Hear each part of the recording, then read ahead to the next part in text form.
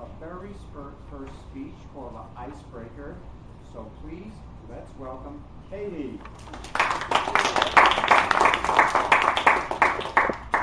So I'm just like Ken, I just got off the plane from a work thing, so you don't have to worry. The title of my speech is called Comfortably Uncomfortable. And I'm just going to tell you the story of how I got here, like literally here, standing here, giving my icebreaker to my fellow Toastmasters and guests. And when I was little, I used to do things that I liked, that were easy for me, and that made me comfortable. And at the same time, I avoided the things that I didn't like, that made me uncomfortable. So for instance, I sucked at Red Rover.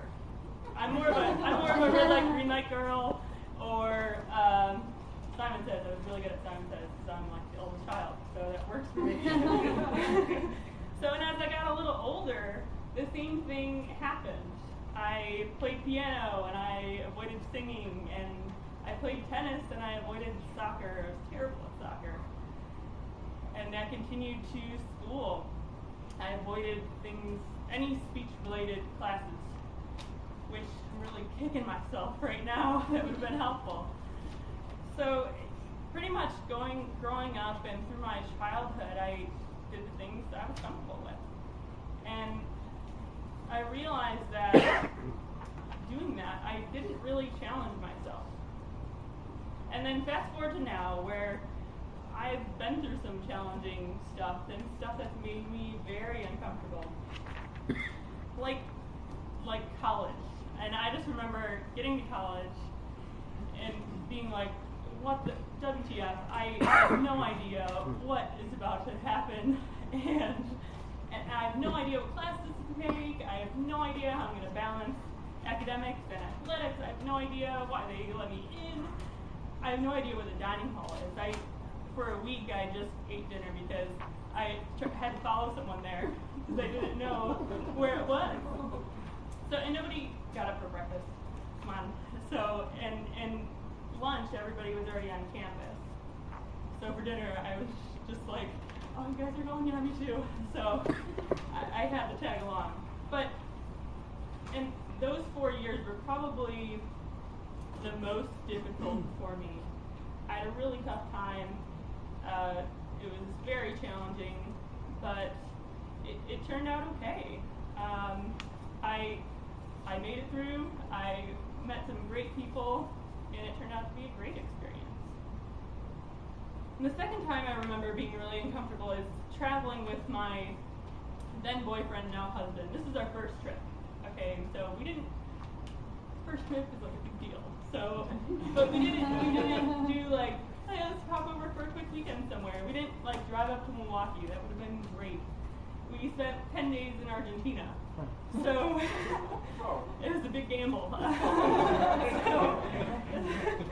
So and I was scared because, and we stayed in an apartment instead of a hotel because we wanted to experience the culture.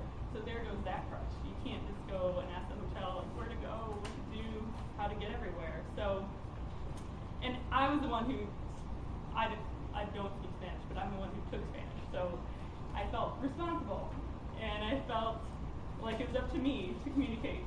So the whole first day, we just stayed in our apartment because I was too scared to leave, because I was afraid that I wouldn't be able to communicate with everybody, and I didn't want to butcher their language. And but then we eventually got starved out. We were starving. We were so hungry. We were like, we have to leave. We have to get something to eat. So we did, and it was great. We went to just a local restaurant, and we had the best waitress, so patient with me and my Spanish, and it was wonderful. And from then on, the trip was great. And then the third time I remember being horribly uncomfortable was getting my first job. And my first job out of school was working for a bond firm. And I didn't know what a bond was. And I was like, you idiots, why are you hiring me? This is I don't know what you're doing. So I was like, what's wrong with this firm? So it was tough, but I I've learned so much. I've moved up now, and I really love what I'm doing, and I love the people that I work with. And it brings me to present day. So just now that I'm getting comfy in my job, my boss comes up and he's like, "Hey, you know, Katie, we're gonna need you to do some public speaking." And I'm like, "No, why?" So I was like, I can't.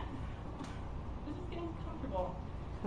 So then I think about college, and I think about that traveling experience, and I think about starting out at work.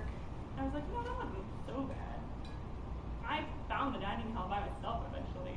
And then I learned to speak Spanish pretty good for like a week. And then, you know, with my job, I didn't know what a bond was, but now they want me to teach other people about what they are. So and if I had stayed in my comfort zone, I don't think I would have learned all of those things.